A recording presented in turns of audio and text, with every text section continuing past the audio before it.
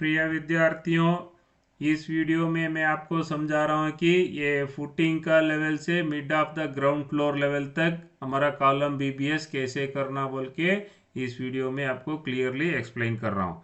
ये देखिए हमारा एक्सेल शीट जो बना हुआ ना, ये कॉलम C1 कॉलम का हम बीबीएस इधर बनाया हूँ।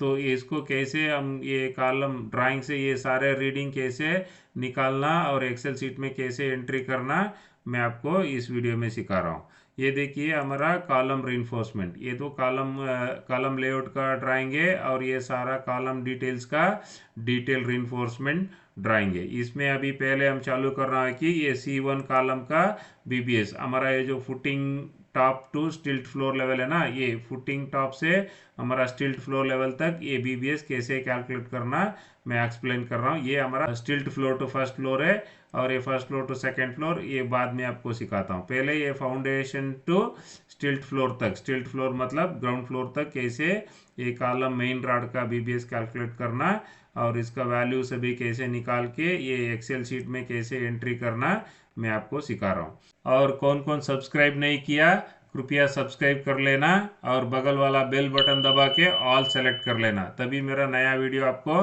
तुरंत मिलेगा। और इस वीडियो को कहीं स्किप नहीं करना, तभी तो आपको समझ में आएगा हर एक रीडिंग को हम कैसे हम एक्सट्रैक्ट किया हूँ और एक रीडिंग का कौन सा ड्राइंग रीड किया हूँ, ये सभी रीडिंग लेने के लिए तभी तो आपको समझ में आ जाएगा तो सारे रीडिंग कैसे एंट्री करना। ये देखिए सेम कॉलम C1 है, ये C1 का कॉलम, ये सभी डेटा इधर ही ऊपर ही ऐसे रहने दो और इसका ये टावर कॉलम लिखा हूँ और इसका नीचे उसको कैसे डिवाइड करके लिखना मैं एक्सप्लेन करता हूँ। ये देखिए सीरियल नंबर 1 और कॉलम का नंबर C1 लिखा हूँ और इसका लॉन्गर बार और शॉर्टर बार, ये लॉन्गर बार और शॉर्टर बार मतलब क्यों ऐसा लेना है लॉन्गर बार और शॉर्टर बार बोल के। ये देखिए हमारा जो ये कॉलम स्टैंडर्ड डिटेल है, ये कॉलम स्टैंडर्ड डिटेल में हमको पहला रॉड शुरू होता है हमारा फुटिंग से, ये हमारा फुटिंग का पीसीसी लेवल है। फुटिंग का पीसीसी लेवल से हमारा ये जो बेसमेंट फ्लोर मतलब ये हमारा बेसमेंट फ्लोर का लेवल है। बेसमेंट फ्लोर का लेवल से नीचे हमारा ये फुटिंग का लेवल रहता है और ये बेसमेंट फ्लोर से ग्राउंड फ्लोर लेवल का हाइट ये H1, इसको H1 बोलता है। तो ये H1 मतलब ये जो हमारा रीइंफोर्समेंट जो कॉलम का रीइंफोर्समेंट है ना, उसमें आधा रॉड नीचे रहना चाहिए, आधा रॉड ऊपर रहना चाहिए, क्योंकि हमको इधर अल्टरनेट रॉड हमको स्टैगर्ड देना है। तो इसके लिए हमको आधा रॉड शॉर्टर रॉड लेना है और आधा रॉड लॉन्गर रॉड लेना है। तो अभी यहाँ पे देखना, ये शॉर्टर रॉड और लॉन्गर रॉड का मतलब एक्सप्लेन कर रहा हूँ। तो कि कॉलम ये कॉलम एक कॉलम लेगा तो ये कॉलम में जितना रॉड मेन रॉड रहता है ना, उसमें से आधा रॉड शॉर्टर रॉड लेना है और आधा रॉड लॉन्गर रॉड लेना है। तो इसके लिए हम यहाँ पर लिखा हूँ, यहाँ पे लॉन्गर रॉड और शॉर्टर रॉड। सो ये लॉन्गर रॉड और शॉर्टर रॉड हो गया। और अभी ये यहाँ पे नेक्स्ट कॉलम है number of columns. Number of columns मतलब ये नंबर ऑफ कॉलम्स कैसे लेना है, ये हमारा कॉलम रीइंफोर्समेंट है ना, ये कॉलम रीइंफोर्समेंट पे C1, यहाँ पे जो C1 लिखा है ना, ऐसा वाला C1 ये हमारा लेआउट में कितना C1 कॉलम रहता है वो हिसाब करके हम लिखना पड़ता है। वो बोलता है कि नंबर ऑफ कॉलम। देखिए हमारे पास इधर एक C1 है, तो अभी C1 एक नंबर ले रहा हूँ, तो अभी और कहीं C1 कॉलम है तो उसको टोटल काउंट करके कितना C1 कॉलम मिलता है ना, वो नंबर ऑफ कॉलम होता है। यहाँ पे दोनों एक एक नंबर कॉलम का नंबर्स लिखना है और यहाँ पे लिखना है कि नंबर ऑफ रॉड्स, और जो नंबर ऑफ रॉड उस कॉलम के अंदर कितना नंबर ऑफ रॉड रहता है। ये C1 कॉलम हो गया ना, ये देखना हमारा कॉलम लेआउट में ये C1 कॉलम, ये C1 कॉलम में कितना रॉड दिया है इसके अंदर, देखो 18 नंबर्स ऑफ 16 डाया दिया हुआ है। तो 18 नंबर ऑफ 16 डाया है तो उसमें 9 नंबर लॉन्गर रॉड हो गया और 9 नंबर शॉर्टर रॉड हो गया। और इसके क्या डाया है, डाया ऑफ द बार कितना दिया है, वो 16 डाया, यहाँ पे 16 डाया और 16 डाया, दोनों 16 डाया लिखना। और फुटिंग का कवर, फुटिंग का कवर नॉर्मली 50 mm रहता है, फुटिंग का कवर 50 mm। और ये sum of footing bottom mat plus additional mat है ना, ये 32। ये कैसे आया मैं आपको समझाता हूँ। Footing bottom mat plus additional mat मतलब ये देखिए हमारा जो कॉलम रॉड किधर बैठता है, ये है ना हमारा कॉलम रॉड, ये कॉलम रॉड हमारा ये जो फुटिंग है, ये फुटिंग का जो बॉटम मैट रहता है ना, ये फुटिंग का बॉटम मैट के ऊपर हमारा ये कॉलम रॉड बैठता है। तो फुटिंग का पीसीसी लेवल से हमारा कॉलम रॉड कितना हाइट पे रहता है बोल के हम यहाँ हिसाब करना है। इसके लिए हम क्या करना है कि ये फुटिंग जो नीचे फुटिंग का बॉटम मैट रहता है ना, वो बॉटम मैट में एक्स और वाई डायरेक्शन में कौन सा रॉड डालता है वो टोटल करना है। और कुछ एडिशनल मैट, ये देखो ये बॉटम फुटिंग का एक डायरेक्शन रॉड हो गया, ये और एक डायरेक्शन हो गया, ये एडिशनल मैट हो गया। तो ये एडिशनल मैट, ये यहाँ पे ये तीनों रॉड को हिसाब करना पड़ेगा। तो इसके लिए हम ये फुटिंग का बॉटम मैट जो जो रॉड रहता है ना, वो रॉड को रेस्पेक्टिव फुटिंग में जो कॉलम नंबर रहता है, वही कॉलम कौन सा फुटिंग में रहता है वो फुटिंग को ढूंढ के उसका बॉटम मैट और एडिशनल मैट का रॉड डायमेंशंस लिखना पड़ेगा। अभी देखिए हम क्या कर रहा हूँ, नंबर कॉलम नंबर क्या मिलता है हमारा, ये देखिए कॉलम लेआउट में मिलता है हमको, ये कॉलम लेबर C1 है ना, ये C1 देखेगा तो हमारा ये कॉलम लेआउट में देखिए यहाँ पर C1 रहता है। और ऐसे ही वो सेम ग्रिड में हमको फुटिंग लेआउट में देखेगा तो वो C1 कॉलम कौन सा फुटिंग का ऊपर आता है वो पता चल। देखिए यहाँ पर ये फुटिंग लेआउट में देखेगा तो ये हमारा C1, ये C1 कौन सा फुटिंग में आ रहा है, ये देखिए CF30, ये CF30 फुटिंग में आ रहा है। ये CF30 इरेगुलर शेप्ड का फुटिंग है। तो इरेगुलर शेप्ड का फुटिंग आपको इधर डिटेल्स दिया हुआ है। तो ये डिटेल्स में इरेगुलर शेप फुटिंग में बॉटम मैट क्या दिया हुआ है, देखिए ये हमारा बॉटम मैट का detail, first layer T16 at 100 mm centre to centre both veg.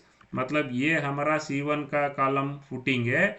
वो फुटिंग मतलब ये बॉटम मैट दो लेयर है ना, दो लेयर के ऊपर ये कॉलम का रॉड बिठा हुआ है। तो हम क्या करना है, तो ये जो दोनों फुटिंग का, ये दोनों मैट का ये फुटिंग रीइंफोर्समेंट का साइज ऐड करना है, मतलब 16 डाया 2 गुना ऐड करना है। तो यहाँ पे क्या करना है, this is equal to 16 plus 16। तो ऐसे ही दोनों का 16 प्लस 16 हो जाएगा।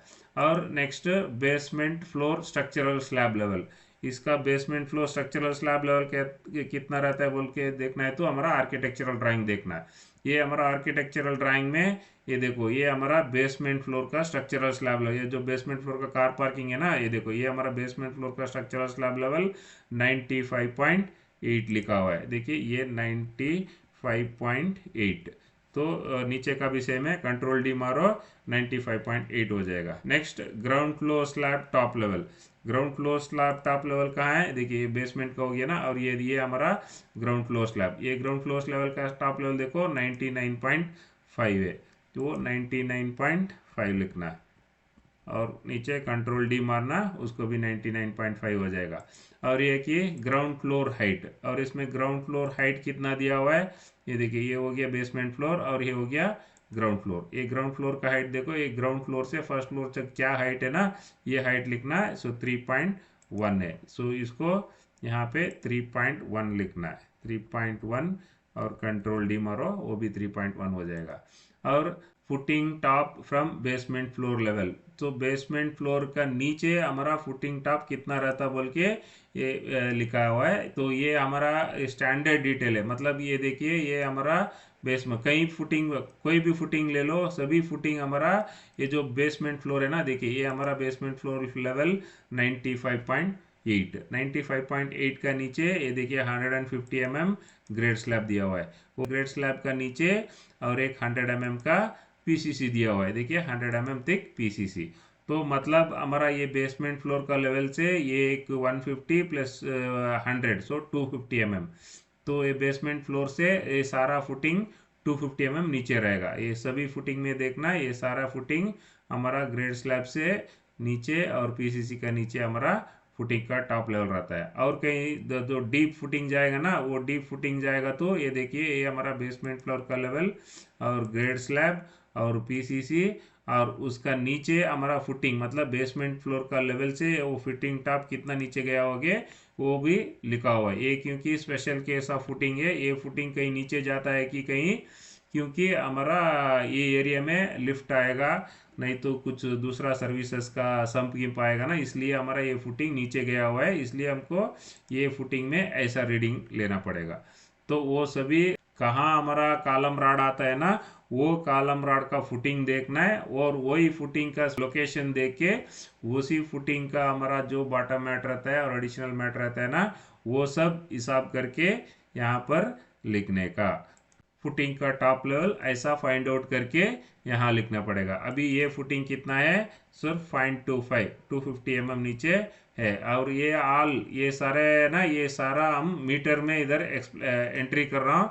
और ये हमारा die of the rod, footing cover और सम ऑफ बॉटम है ना, ये तीनों रीडिंग हमारा मिलीमीटर में एंट्री किया हूँ। और ये सारा अब मीटर में एंट्री करना है, ठीक है। और नेक्स्ट कॉलम क्या है कि फुटिंग डेप्थ, और फुटिंग डेप्थ भी सेम है कि और कौन सा कॉलम ले रहा है ना, वही कॉलम जहाँ कौन सा फुटिंग में रहता है वही फुटिंग का डेप्थ लेना है। अभी देखो C1 कॉलम ये फुटिंग में है, CF30 में है। और CF30 का थिकनेस कितना है, ये हमारा CF30 है। वो CF30 का सेक्शन देखेगा ना, वो CF30 का सेक्शन में ये देखो 800 दिया हुआ है। तो हमारा ये फुटिंग का डेप्थ है कि 800 mm, तो 0.8 मतलब 800 mm मतलब 0.8, ये सभी मीटर में लिखना है। नेक्स्ट एंकरेज, एंकरेज का मतलब क्या है, तो देखो ये हमारा फुटिंग लेआउट में ये कॉलम रॉड है ना, ये हमारा एंकरेज। ये कॉलम रॉड आके हमारा फुटिंग रॉड के ऊपर जो बैठता है ना, वो हमारा एंकरेज। इसको बोलता है कि कॉलम रॉड में एल मारता है ना, वो उसका नाम है कि एंकरेज। ये 300 दिया हुआ है, ये 300 मतलब 0.3। और ये लैप लेंथ, ये लैप लेंथ कहाँ जरूरत पड़ता है मालूम है, ये लैप लेंथ देखो। अभी देखो, अभी ये सारा फुटिंग का डेप्थ कम है और बेसमेंट लेवल का बगल में है। तो ये देखना, अभी सम केस में देखो ये कॉलम बहुत नीचे चला जाता है।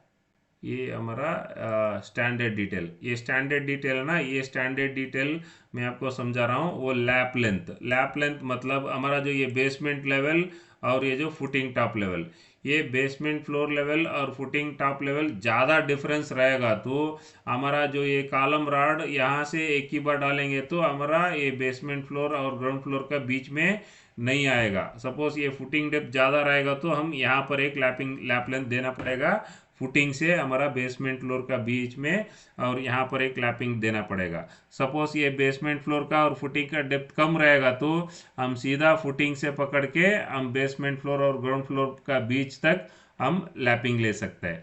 तो इसलिए हम इधर एक लैप लेंथ ऐड किया हूँ। ये लैप लेंथ ज़रूरत पड़ेगा तो ऐड कर सकता है, नहीं है तो ये लैप लेंथ निकाल के हम ये कटिंग लेंथ कैलकुलेट कर सकते हैं। लेकिन इसमें हम ये लैप लेंथ ऐड करके कैलकुलेट करेंगे जब हमारा cutting length, actual cutting length चालू करेंगे ना। ये हमारा देखो 7.229, ये 6.7, ये ऐसा कटिंग लेंथ आता है।